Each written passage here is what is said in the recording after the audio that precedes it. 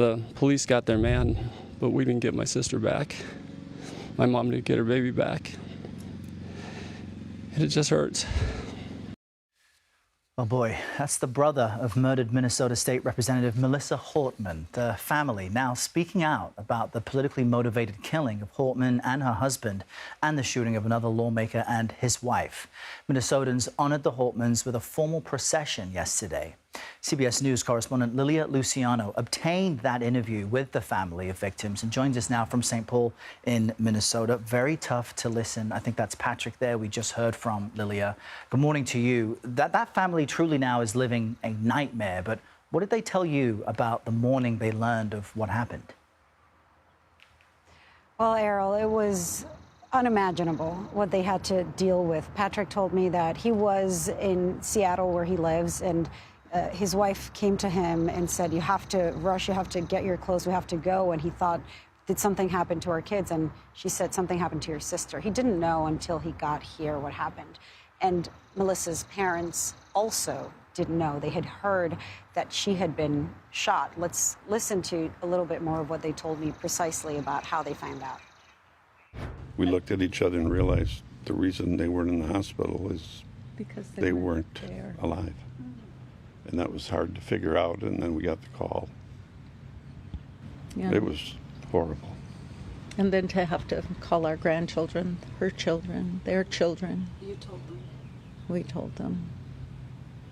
So horrible, it's mind-numbing.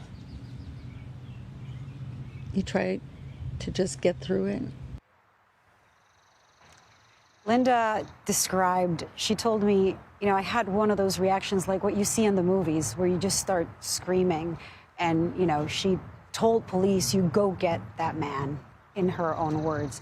And when they did, as Patrick said, Melissa's brother, it's just, yes, you get some kind of justice. There might be justice, but they are left with the people they adore. In this community, I have heard from so many people who knew Melissa Hortman and her husband Mark and had so many amazing stories, very specific, detailed stories about how she would mentor people, she would reach across the aisle. She really was one of those politicians who was not a politician, who was very diplomatic. And I'd love for us to hear a little bit more about what they said that they hope this moment will mean to America. The division needs to end. There was a time not that long ago when we could all work together, and whatever steps we need to get back there, I don't know how we do it, but we all have to try, and if it's one person at a time, we have to make it happen, and we can't let hatred and division rule the actions that are happening. And look, Errol, investigators are not talking about motive yet.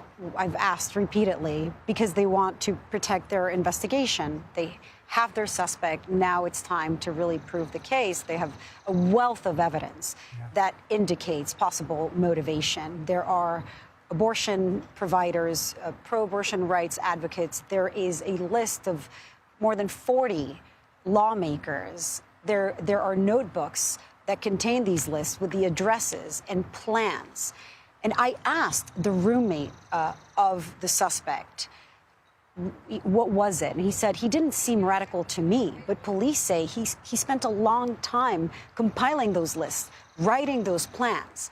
So it really is a moment where what I've heard from people in this community, we have to look at each other, talk to each other, and pay attention because people who may carry out these kinds of things might not be very obvious about it.